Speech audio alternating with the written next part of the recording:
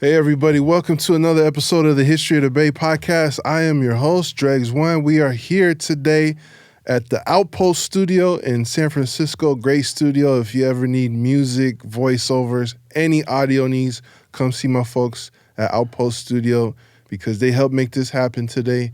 Legendary guest, somebody that I've looked up to my whole life growing up here in San Francisco, our hometown hero.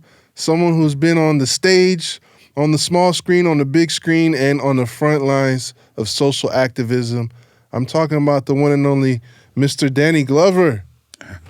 Thank you, Danny, for being here today. You're more than welcome here. I've been to the studio many times on many occasions, and then certainly I am here, I guess, in some sense, representing San Francisco in some ways. Absolutely. Born and raised in San Francisco, and lived basically in San Francisco most of my life. Yes, I'm glad you said that because this is the History of the Bay podcast, so it would not be complete without you, sir. Oh, yeah? Yeah. Come on. Come on. The flattery is nice. Well, I'm being serious because, being born and raised in San Francisco, there weren't that many people for us to look up to, but you were always one of them. Well, I've, like I said, born here in the old Stanford Hospital. And I find the older I get, there are a few other people who are still alive and still with us who were born in that Stanford Hospital, which was, ironically, it was right in the upper Western Addition, on Fillmore, Webster, and I remember living in the southeast part of San Francisco, in the housing units, housing projects there, and I would always love for my dad to take me to the doctor, to see my doctors, because we'd always stop by a friend of his place, someplace, and he had a friend of his who, had a little restaurant, and it's I still one of the great moments for me that I felt was bonding with the most beautiful man I ever met in my life, my dad, and we got to the point after my exceptionally incredible mother had passed on, and we just hung on together. He wanted to go to Detroit, and my mother said, "You better find a job here right after the war. This is God's country." A lot has changed there since a great deal of San Francisco, but the period of the counterculture, the music, there's so many things that I remember, still remember. Between spending my time here in San Francisco, the rest of my time is spent in Atlanta with my partner. She lives in Atlanta. So here we are in San Francisco. That's right. I heard you actually went to Washington High School. Went to George Washington High School. I went to Roosevelt Junior High School. What happens when you go from elementary school to middle school, and you're in middle school where a lot of the people you know from elementary school, various elementary schools, the neighborhood. I came over one part of the Army Street, housing projects, and I didn't know anybody, and there's the kind of finding friends and dealing with, boyhood contention and everything else. It's very, very interesting. But I still live in the Western Addition. I've been in there since my parents bought a house in Haight-Ashbury. So I kind of envisioned and saw the world through, that place of the counterculture, different things were happening. So much in change and activism, where actually Haight Street, there were so many cars going down Haight Street at one point in time during that period. So many people coming down there just to come and see this thing called the Haight-Ashbury, And I still live in the Haight-Ashbury, primarily.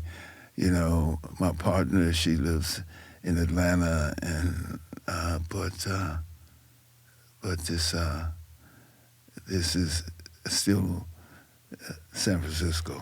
That's right. Yeah. So you were a young man during the whole Summer of Love and everything going on in the 60s, the whole radical change going on at that time. I went to San Francisco State. I think when I kind of looking at the moment of change, young people from around the country had taken time off from their education, school, and going to the Deep South, Student Nonviolent Coordinating Committee, other organizations that came out of that emergence of activism in terms of what was appalling. We saw a great march on Washington with Martin Luther King speaking, and all the other things that had happened. Martin Luther King quoted Carlyle, the great philosopher, "No lie lasts forever."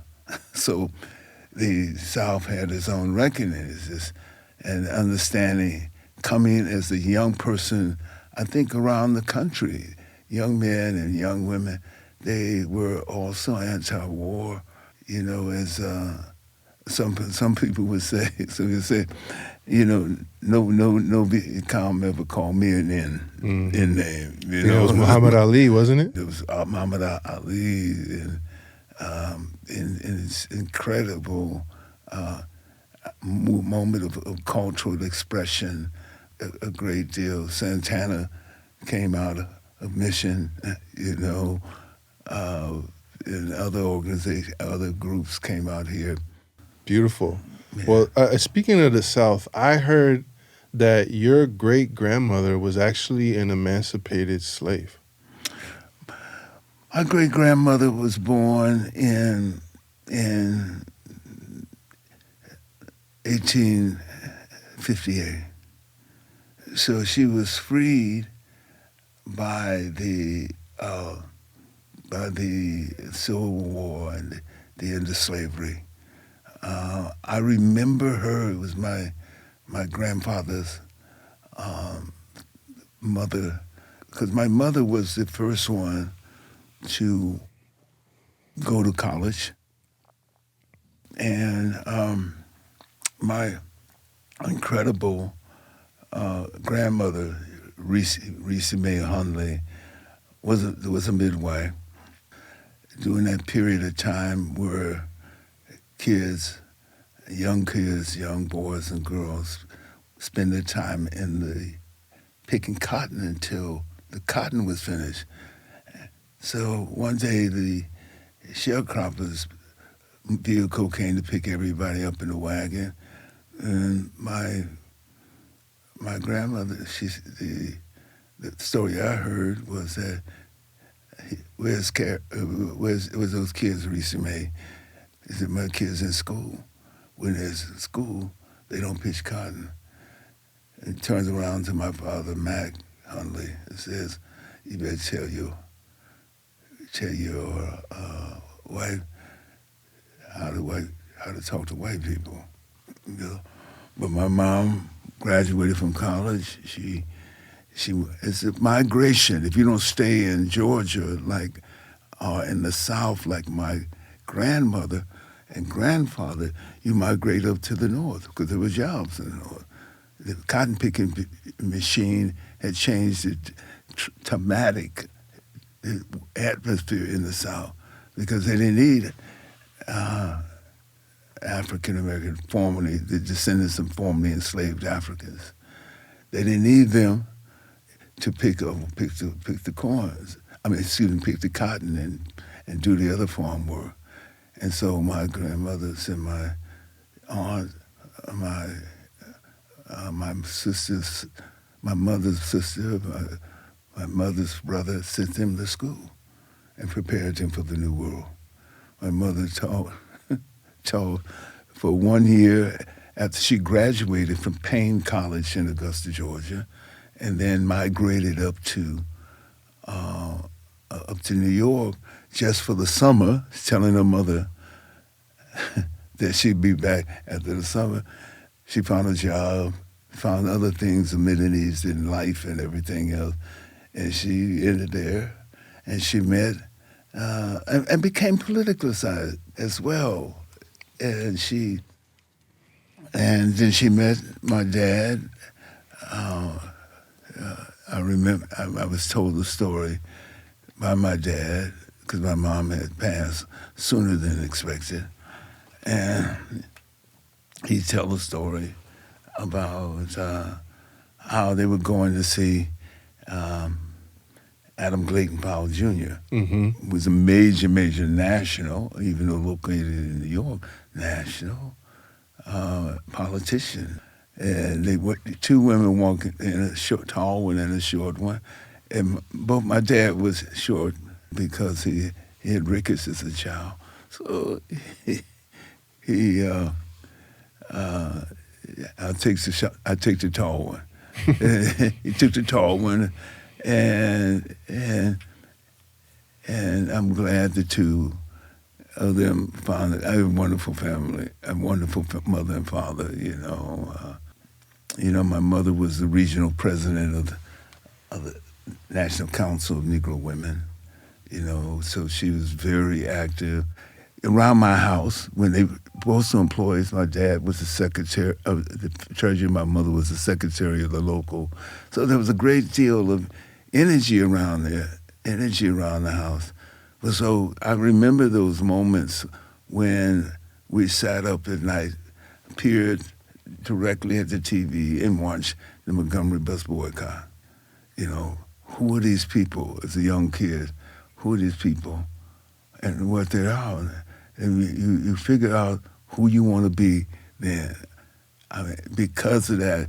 And so I thought the two struggles in some sort of emerged together. The work, the empowerment of black workers, and with the post office, with the civil rights movement as well.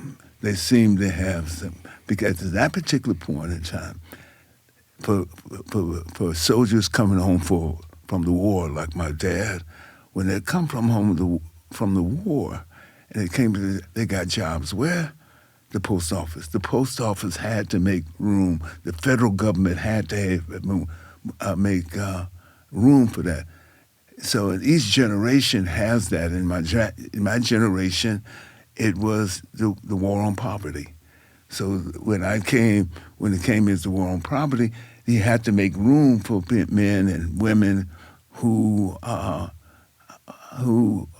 the possibility and the opportunity to change the land for.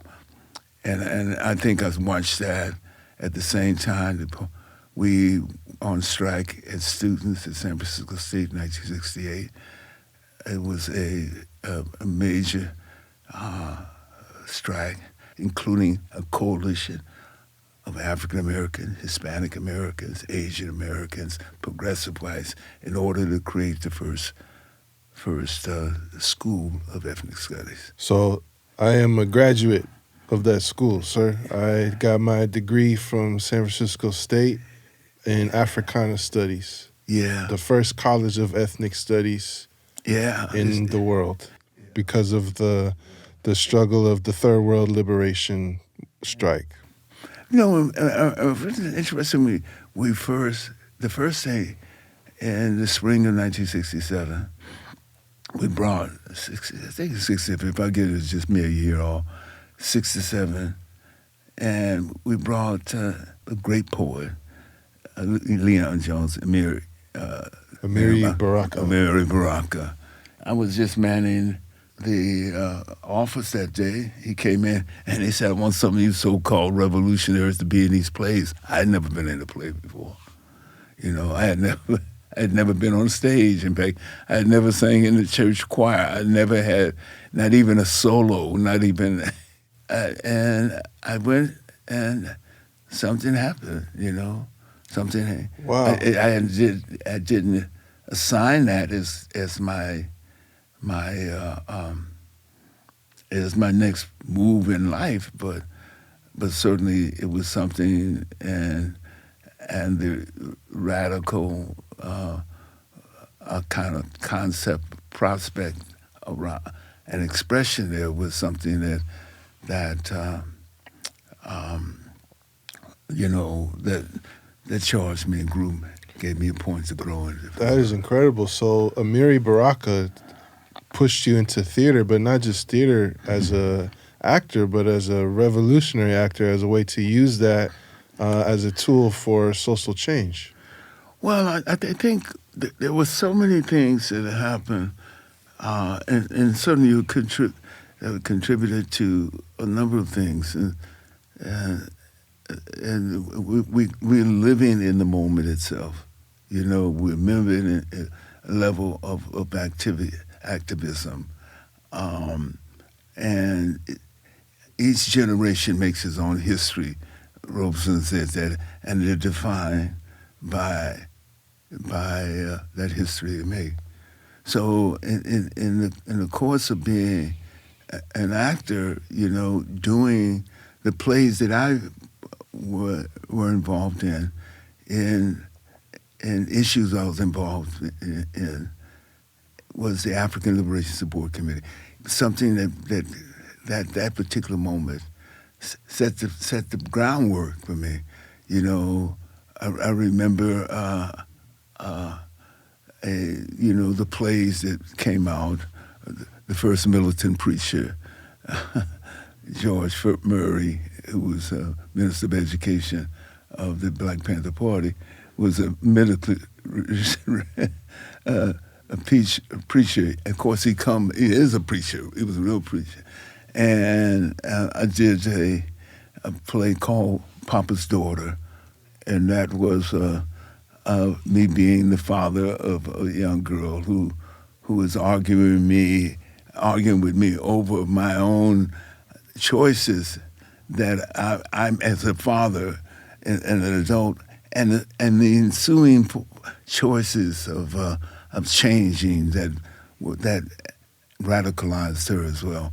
So I think there was a period in several communities that in San Francisco, and the dynamics happened. I think after the Nicaraguan, the earthquake defined a great deal of what happened. San Francisco and the Hispanic community is different than L.A. Mm-hmm. There was a different kind of activism here. In the history, in fact, the first language spoken in California was not English. It was Native people. And it's the first language, Spanish. Mm-hmm. Texas, all of this was part of Spanish, part of Mexico after the Mexican Revolution and the defeat of the Spanish. Mm-hmm. Mexico was independent. They were here before the British and American. But people don't really understand that the layout in its the historical layout and the dynamics that happen. So San Francisco had its own on tension, and California. In fact, the Chinese came earlier. Wow, much earlier to the West Coast than Americans did. These are the kind of things you don't really find out in history classes, but it has to say whose story. We would always say whose story we're talking about, and whose story that I think most of my life and my generation, even though you can say whether it matters or not, is that whose story has legitimized. Very true. Very Yeah. true. So I believe you got your start in the American Conservatory Theater here in the city, ACT. More importantly, specifically, my involvement in the African Liberation Support Committee. If I'm not involved in the support committees of South Africa, Mozambique, Guinea-Bissau, Angola, and if I had not been involved in that, which was I don't think I would become an actor. Interesting. All of that galvanized as those moments were happening, Portuguese colonies, Guinea-Bissau, Mozambique, Angola, were fighting for their freedom, and I was involved in that. So when I've discovered with Ben Guillory, we have a theater company in Los Angeles, Pan-African Theater Company, and we knew each other because we came up in San Francisco together. Tony, his brother, was involved with the Grateful Dead and other organizations, other musical groups. So they became in San Francisco surrounded by that. And theater, it's that kind of following, that kind of movement. Right. I've been told that I need to talk about this. And I try to talk about that, in various forms, talk about that period. I'm not looking to making an autobiography, but there are so many different things which contributed to the point of I was saying that I want to be an actor and what kind of artist I want to be. How did you make the transition from theater to films? It's just you don't make that something. Mm-hmm. It's funny in a different kind of way because a great friend of mine, George Felix, Felix said we were doing something. We were doing a play, Blood Knot. Me and Ben Guillory doing a play at Ethel Fugard. And we taped it for PBS, Channel 9. And he said, your life is going to be in film. I said, no, my life is going to be in theater.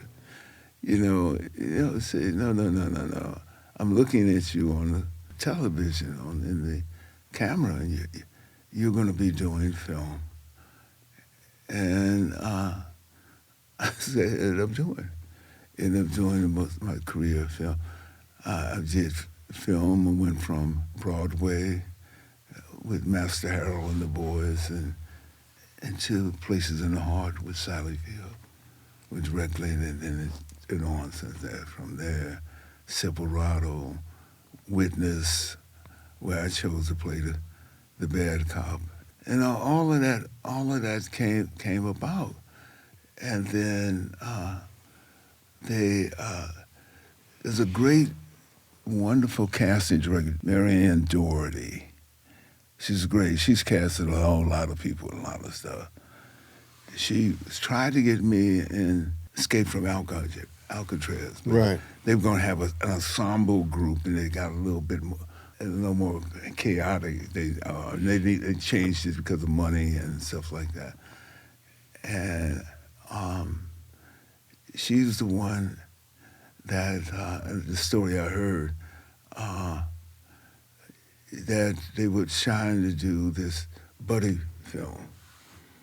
They cast it. They sitting there. Richard Donner, the director, Marianne Doherty, Warner Brothers casting person at the time. She's passed on. And they said, well, who are you thinking for in terms of Riggs. He said, and she says, what about Mel Gibson? He said, yeah, I like that. Just 4 or 5 people in the room. Yeah. And this is a story I heard. So then she said, what about Sergeant Murtaugh? And she said, what about Danny Glover? And Richard Honor said, yeah, but he's black. And she said, yeah, he's black, so what? Those were the words that I heard. Wow. That means that she had to say, yeah, that sounds like a good idea. Yeah. Wow. Well, yeah, because up to that point, you were in like Western movies. You were in, I guess you could say, black films like Color Purple. So to put you in a Hollywood blockbuster buddy cop movie as an African American actor is kind of rare for that time, right?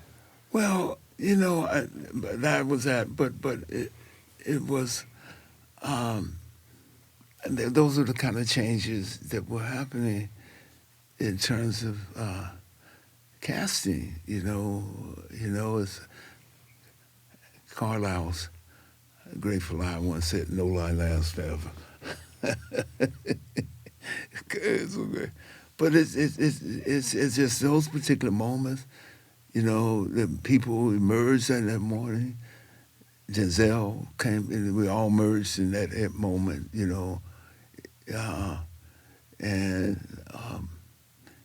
it's that moment in time in history, and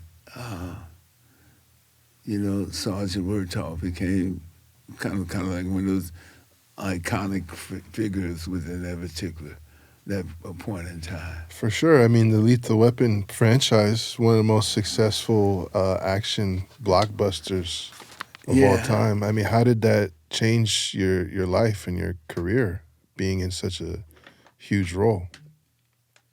It changed, politically, I did Mandela, I did the first Mandela with Alfred Woodard, and I, Beloved, which Oprah produced, and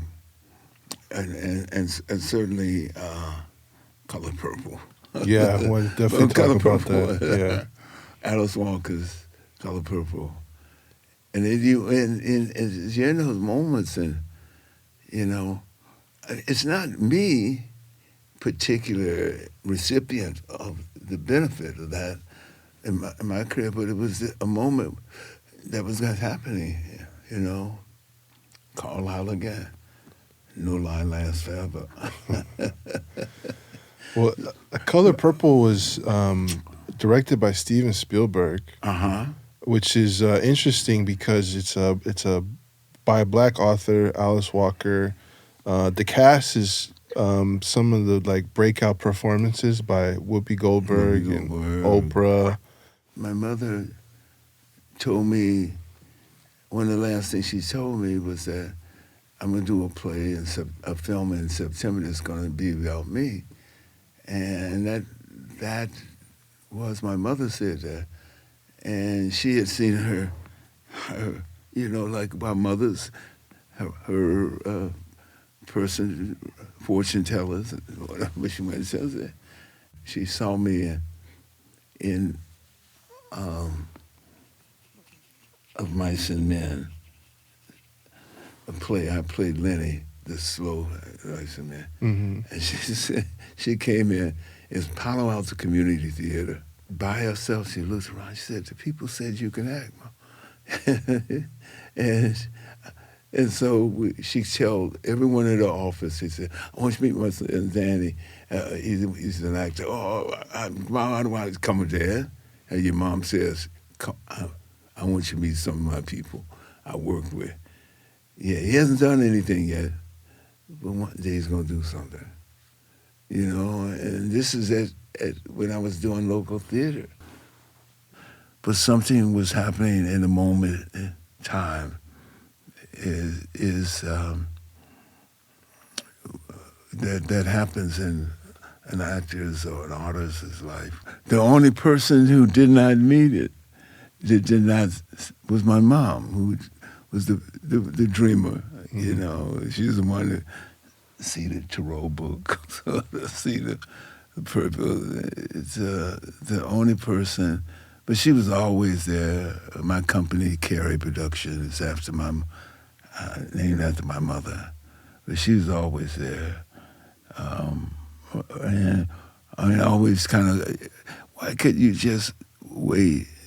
Why can't you just, so rush as always, my dad, the most beautiful cat I ever met in my life, my dad, and devoted to this amazing woman, he saw it all, and we'd always think about her. It was almost like she's there when we, that was a good thing about it, that even though she, my grandparents, who, my grandfather said, boy, what you know about picking cotton? Look at nothing.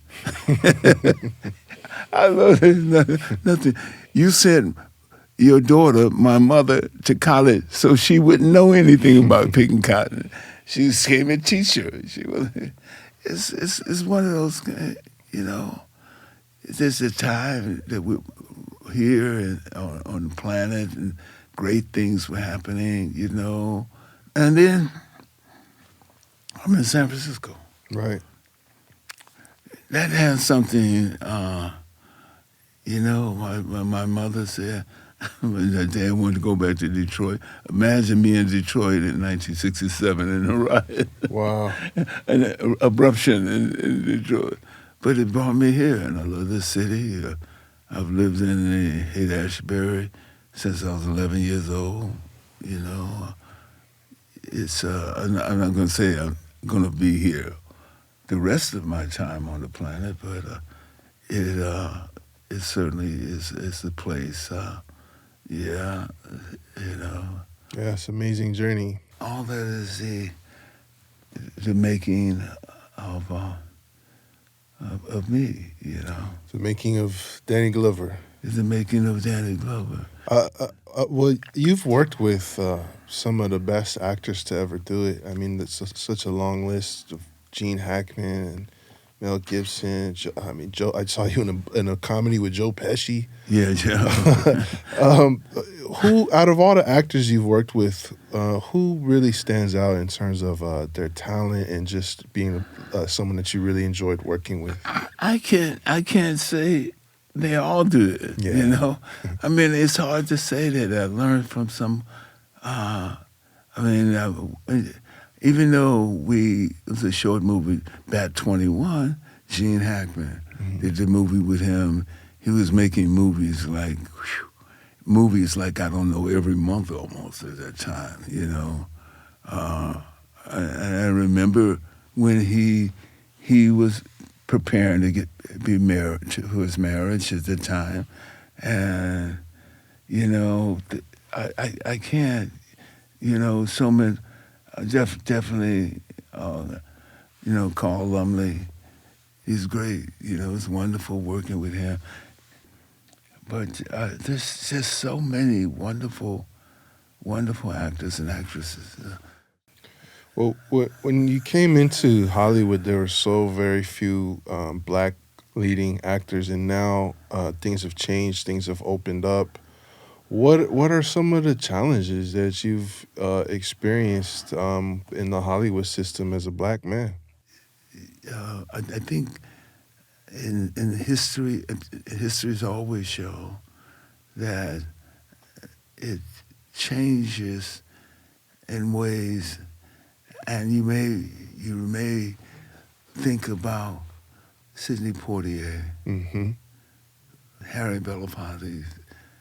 And I got a chance to be around them. And right. I had the opportunity to do that. Not only that you take Harry and you look at Harry and Harry's incredible relationship with Martin Luther King. They were bound to succeed. They were bound to excel and also stand large in front of a camera on a stage. I think those are the kind of they say, but also they were active in those issues. You know, when I went to visit Harry at his house, you know, I always know you come into his house, his apartment, and everything. On one side, there's young Martin Luther King, and himself, and they're young and laughing. Just one photograph. On the other side is Eleanor Roosevelt. That's my girl. So as the first most you talk about an active first lady, Eleanor Roosevelt. You know, she was right on that. She's on the right side of history. You know, that's my girl. And she conveyed with all these young artists, we're not only actors but also musicians, and it's always had a place. And I love Carlyle's quote, "No lie lasts forever." That's the theme of this podcast, I think. You know, one thing I really appreciate is that you've been supporting a lot of the new filmmakers. I really enjoy seeing you in Bruce Riley's "Sorry to Bother You" and Joe Talbot's "Last Black Man in San Francisco." So you're still involved with the new generation that's coming up. It's because they've given me an opportunity to be involved in them. You know, the last black man in San Francisco. Sometimes it's about that. But it's really changed. The city has changed. You know. So the message of that film, "The Last Black Man in San Francisco," that stood out to you. Yeah, it did. You know, it is. In some ways, it's a metaphor for the changing dynamics that are happening with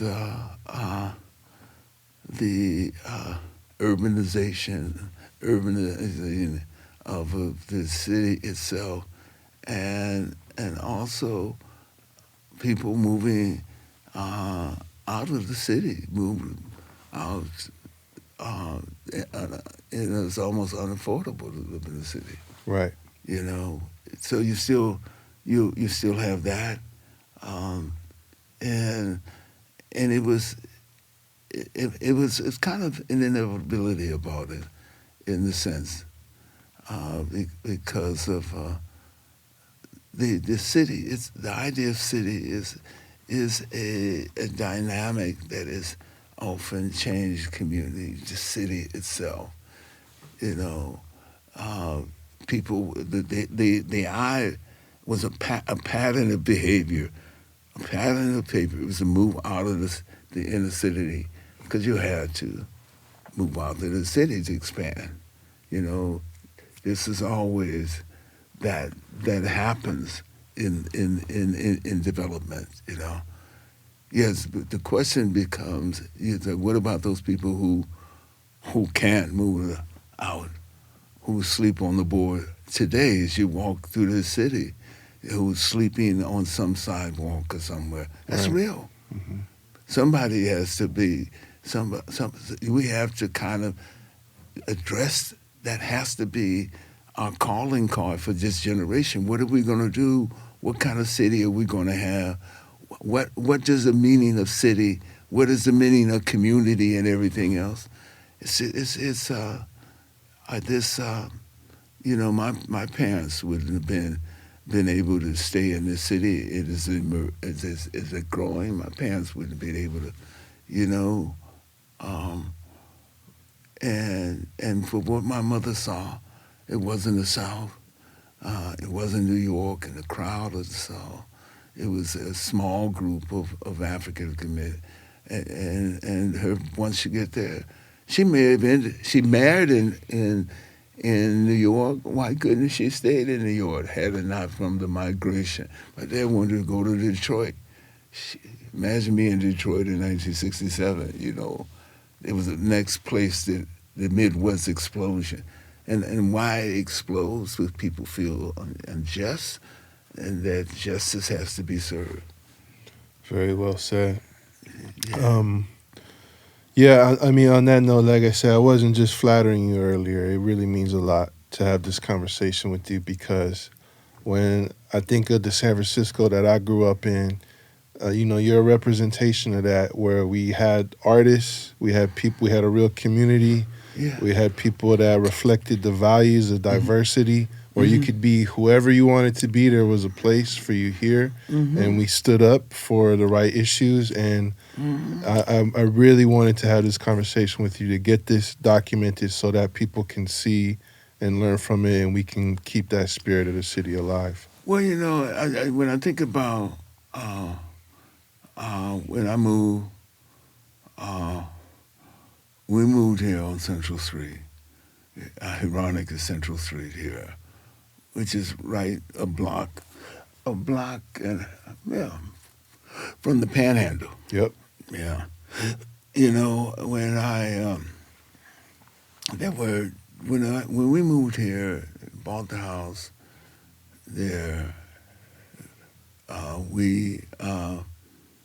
didn't expect anything we would consider to be the counterculture and everything else. But you find yourself in we were here. We had a commune, lived in a commune during 1968, and we were part of a commune which included the dead commune, the airplane commune. In some sense, when we think about that period, you think about. When I moved on Central Street, Leon Patillo was living on the street. His father was a taxi cab driver, Leon Patillo. He became, Santana's first lead soloist. He played piano. The piano. Wow. He was this piano, protege and everything else. He played piano in churches and stuff like that. And he was in Santana's first band. So here, boom, wow, yeah. There's so much. There's so much to remember, and I say this just from the ideas that flourish me and nurtured me. Was the I wanted to be like those people who were on the bus boycott. Who are they? My mother's looking at my mother. I'm 9 years old. I said, who are these people? I really appreciate your time. And thank you so much for coming to be on the podcast. Okay, then. Like I said, this podcast, The History of the Bay, wouldn't be complete without you. So thank you for all the years of inspiration. Hope you all enjoyed this, everybody. Dregs One with the legendary Danny Glover, San Francisco's finest. Beautiful life, a career as an actor, activist, great human being. Thanks again, sir. Yeah, you're welcome. All right. Okay, then. Peace, y'all. Recognize where you got the game. We got our own style, got our own slang. Northern California is a West Coast thing. This is the history of the Bay. Recognize where you got the game. We got our own style, got our own slang. Northern California is a West Coast thing. This is the history of the Bay.